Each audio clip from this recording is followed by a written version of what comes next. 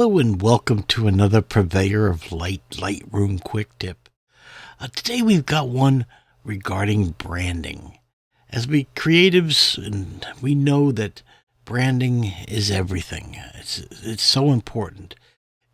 Branding, a consistent brand, says you're a professional. Okay, and it's very important to portray what you portray to your customers and clients. A consistent message.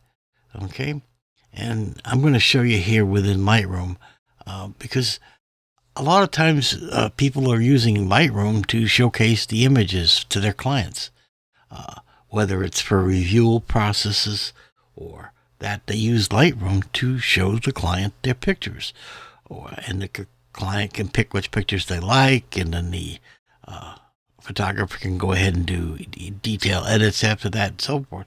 So it becomes a tool that's part of the process. And if you look up here in the upper left, okay, this is called an identity plate. And this identity plate should be tailored to your brand. Okay, it's another way of enforcing your professionalism as well as instilling your brand.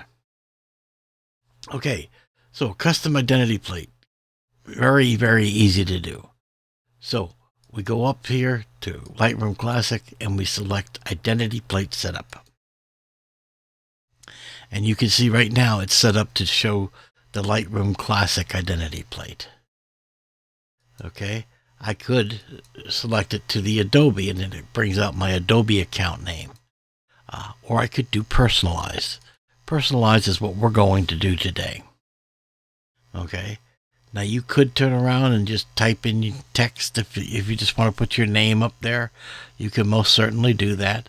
But what I like to do is I like to use my logo or what portrays my brand and put that into Lightroom.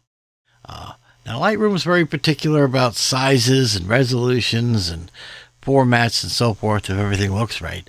But I'm going to show you it's very easy to do. So we're going to go ahead and cancel out of this here because we want to bring in our logo. All right.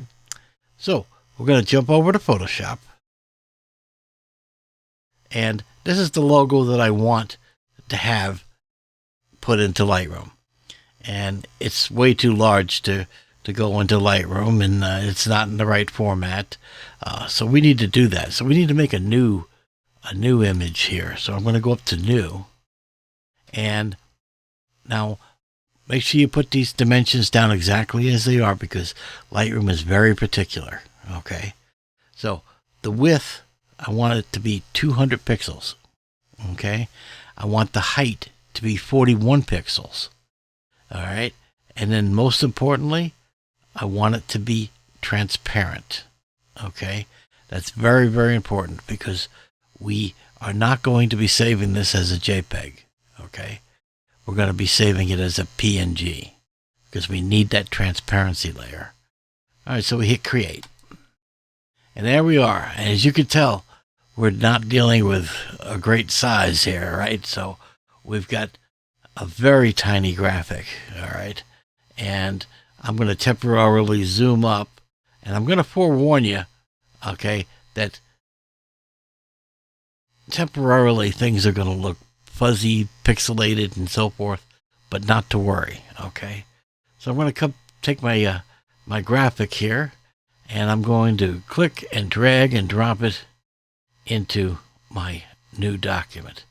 And as you can see, it's way too big, so we need to transform that so it fits into this small, tiny graphic. So I'm going to hit Command or Control T. And it's so big, we're not even seeing the boundary boxes. So I'm going to hit Command 0 to zoom out so that we can see the handles and transform this in. And then I'm just going to bring it in, okay, until it fits within our thing. And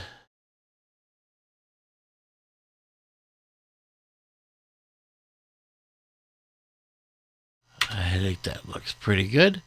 And as you can see, we're very, very pixelated. Okay.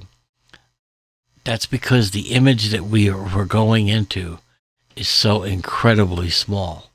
All right, if you look at what I'm looking at right now, I'm zoomed in at 1,960%. Okay, so that's why it looks blurry or pixelated.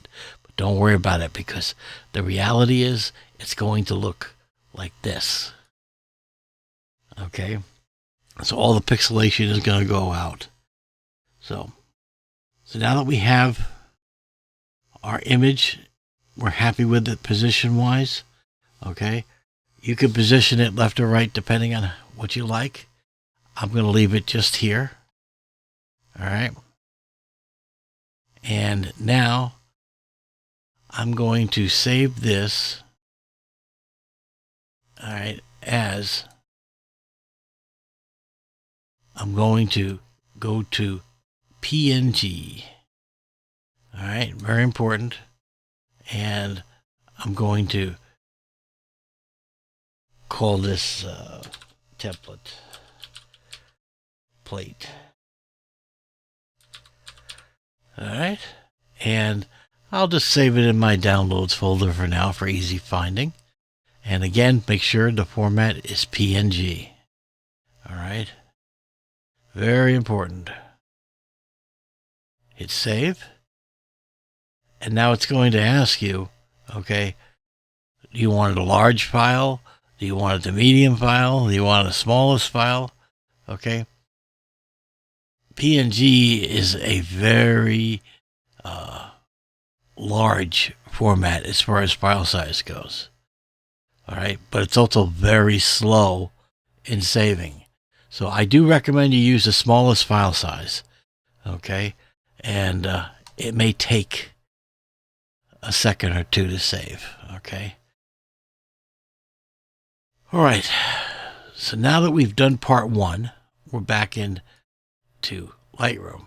We're going to go back up to the identity plate setup, and we're going to choose personalized, and I'm going to locate that file that we created here, and there we are. Hit OK, and we now have a custom identity plate within Lightroom.